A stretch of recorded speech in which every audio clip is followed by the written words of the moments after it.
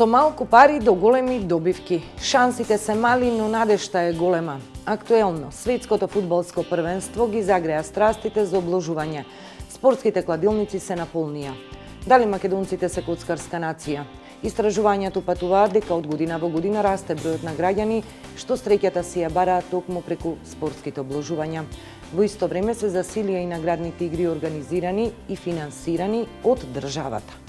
Социолошките истражувања покажуваат дека коцката, хазардот е типичен за општества со високи стапки на невработеност и сиромаштија.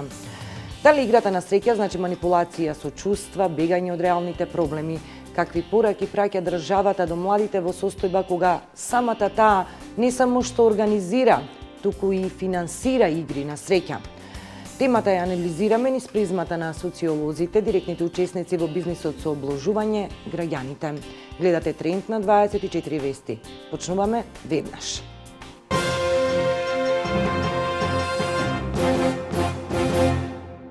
Првата обложувалница во земјава се отвори во 99-та година. Според истражувањата, повеќе од 55% од граѓаните се испробале среќата преку обложување на спортски настани.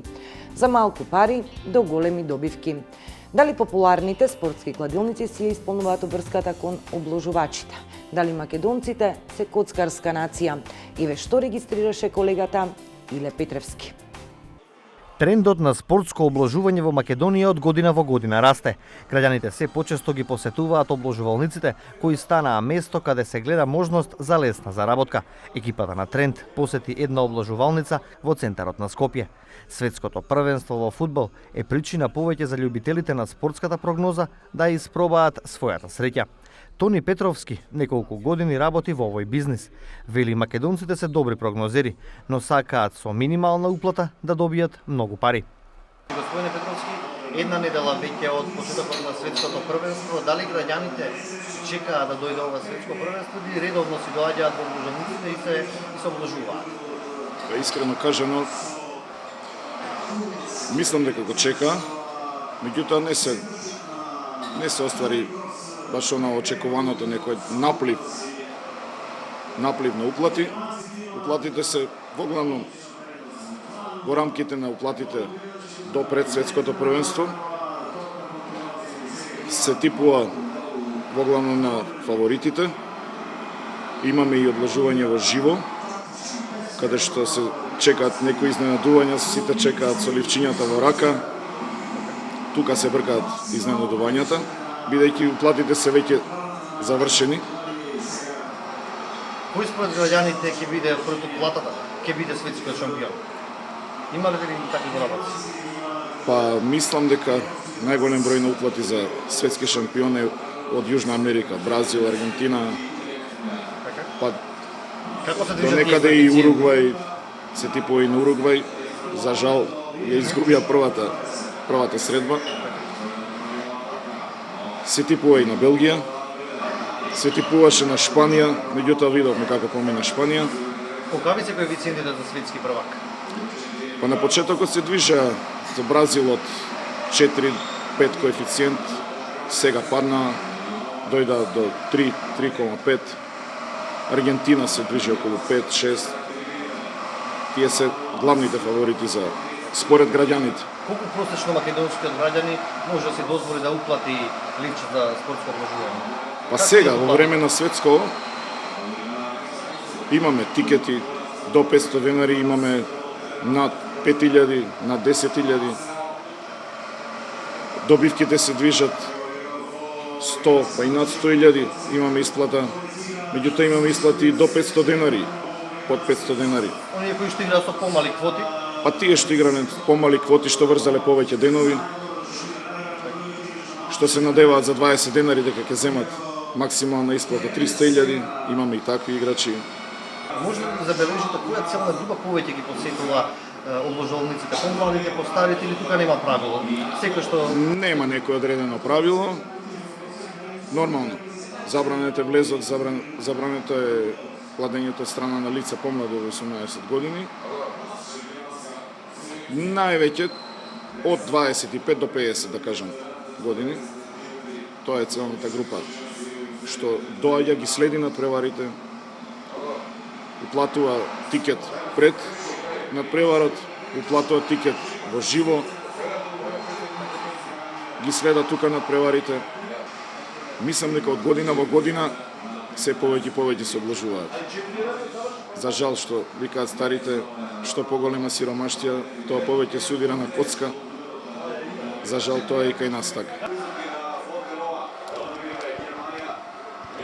Играњето на спортска прогноза во обложалниците за дел од граѓаните е вистинска пасија, но поголемиот дел од граѓаните оваа можност ја гледаат како начин за брзо заработување. Наместалки се тие, што ги давам парите таму, ја ги си купам нешто, ги си каснам. Како колегава, по едном, 2, 3, 4 банани ги си каснем и доста е. Та е вака реалноста. У месец дена фаќаш еднаш, 30 дена губиш. Тоа е реалноста спортска. И сега зашто играме или не играме? Сакаме да играме. Спортската е најголемото задоволство кога ќе добиеш. Дали женска ќе фатиш или спортска ќе добиеш? Играм нон-стоп и добивам стално. Јас знам играта, ја познам едноставно. Добивка, не забава, добивка. За добивка играме. Многу местото, такмици. Не е за играње више. У ствари тоа е, пардон, да ви кажам правата вистина. У пролет и у лето слабо играм. Насам. Никош вече не сум рекол. Ја играм карти со двајца, па изгубам, па со цела држава да се кладам. Луѓе, па дали имам ум, јас за себе кажам. Во Југославија сум играл. Спортска до 83-та година. Имав поголема добивка и од тогаш веќе не играм. Не ме влече едноставно. Спортско обложување, големи добивки од една страна, а пак наместени надпревари и разочарани обложувачи од друга страна. Екипата на Тренд го посети и домот на Велибор Џаровски Џаро. Дојдовме во неговиот дом да погледаме еден фудбалски надпревар од светското првенство заедно. Најнапред, добар ден и ние како гости да се најавиме. Господин Џаро, кој ќе биде новиот светски шампион? Има само 4 фаворита, тоа се две јужноамерикански, Бразил, Аргентина и Германија и Холандија, друга страна. И треба оваа крга да заврши. Што е со европските екипи? Нема ништо тоа, ние сме научени да ги гледаме и ево да примери ќе ви дадам.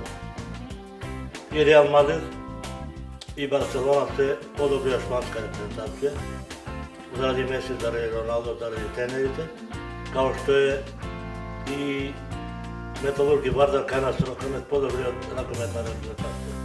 Во тимот има 20, двата тима 22. Со суди, со се, како се мисли на тоа? Има местење, наместено и лажирано. Лажирано е она класична црна тачна, дај пари, направи црвен картон, направи пенал, погрешно постави се на опста и така. А договорено е тоа знаат двете екипи. Или враќа дуг, или за некаква голема услуга.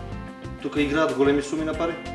Па сега не знам како, али у моје време играат, знаеш, у Југославија, за излез у Европа, чинеше негде околу 400-600 марки. За прво место 1.200.000 марки, за останок 400 до 500.000 марки. Таму имаше и политички интереси меѓу републички, меѓу покрајински. Вие сте млади, ние, кој зборам, ние Вардар моравме да даеме вод на Приштина, за да не ни исклучат струја Косово на Македонија, термоелектрана Обидич и моравме не решено, немаше тоа вода. Играме у Скопје со Приштина и Македонија остана со струја. Како можеш да не им даеш вод кога зависи цела струја на Македонија? По некаква статистика, по број на становници и број на обложувалници, ние сме, мене ми кажувале луѓе од Моцарт, кои ги знам, и луѓе кои имаат кладилници и во Романија, и во Србија, и во Црна Гора, сегдека и во Македонија, и во Хрватска дури, дека највише добитни талони има во Македонија, по број на кладилници и по глава на становник.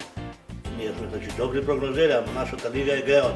Првата обложувалница во Македонија се отвори во 1999 година. Од тогаш па се до денес расте бројот на обложувалници, а паралелно и интересот на граѓаните за обложување. Истражувањата покажуваат дека во 2006 година 37% од целокупната македонска популација се обложува, додека таа бројка во 2011 го преминува и процентот од 40. А сега дори над 55% од македонците се обложуваат. Но и покрај тоа што бројот на уплати во обложалниците расте, последните години се обременети со низа давачки кон државата. Последно, со новиот закон за филмска дејност, кој веќе е на сила, обложувалниците на сметката на Агенцијата за филм треба да плаќаат 3% од разликата од добивката. Хазард, коцка, игрите на среќа се примамливи се додека се игри. Докаде е црвената граница? Малку пари и многу надеж за едно добитно ливче кое може целосно да го промени животот. Државната лотарија на Македонија веќе нуди серија на наградни игри. Една од нив е и фискална врака награда без мака. Со буџетски пари се делат луксузни автомобили, станови, дуќани. За економската и социолошката димензија на државните наградни игри анализира Сонја Јанковска. Лесна заработка на пари, хоби, зависност или бегање од реалните проблеми. Хазардните, односно игрите на среќа се составен дел од едно општество и во изминатиот период се во подем, но докаде е црвената линија и како се организираат?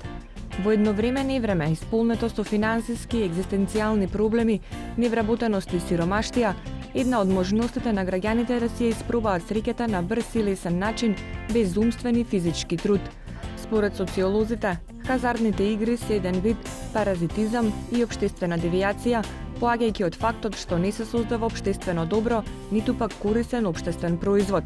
Тоа е еден вид на паразитизам и паразитизмот на некој начин се става во рамките на општествените девијации, бидејќи правилно и посакувано е да вие со собствен потенцијал физички, интелектуален доаѓате до соодветна екзистенција, односно заработувате во основа на компетенциите и способностите кои што вие ги поседувате, зашто сте се обучувале и во основа на собствената професија.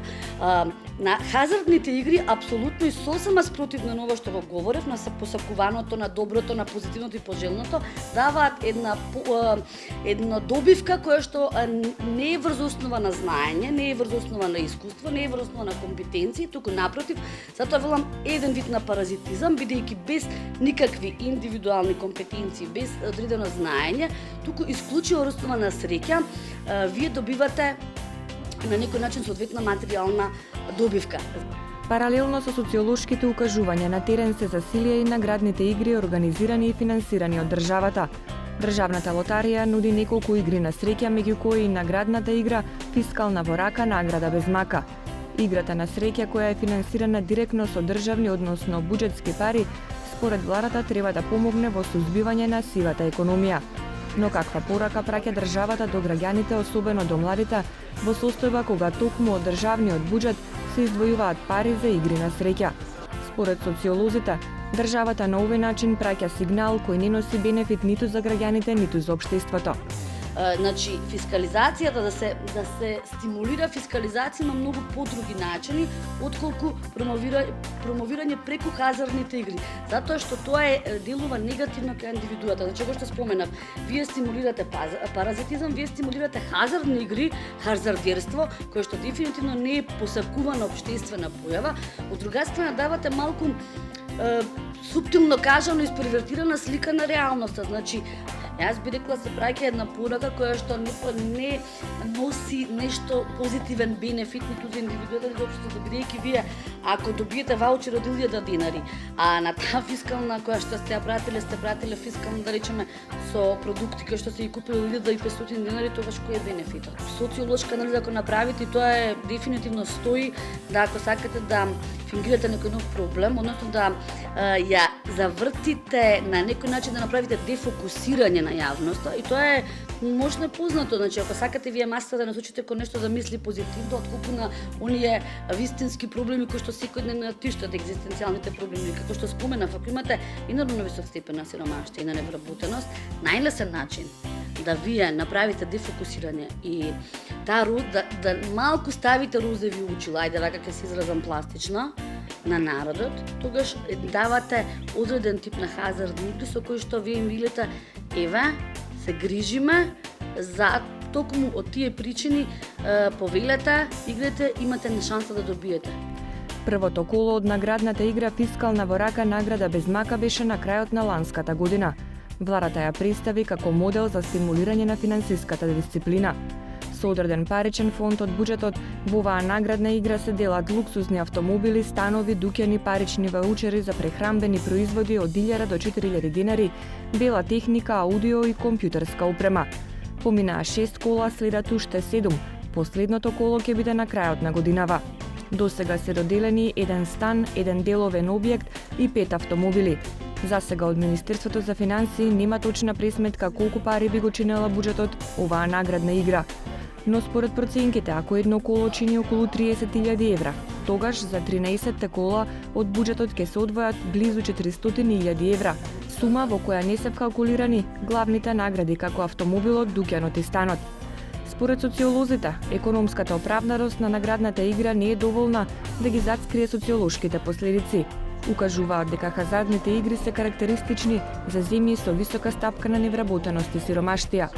Во Македонија стапката на невработеност и понатаму е над 27%, а според последниот лајкен извештај на Државниот завод за статистика, секој трет во земјава живее на работ на сиромаштијата. Дали игрите на среќа, коцкањето се одлика на богати или на сиромашни општества? Каква порака праќа државата кога таа со буџетски пари организира и спроведува наградна игра? На оваа тема во продолжение разговарам со социологот Славе Младеновски. Останете со 24 вести, рекламите продолжуваме.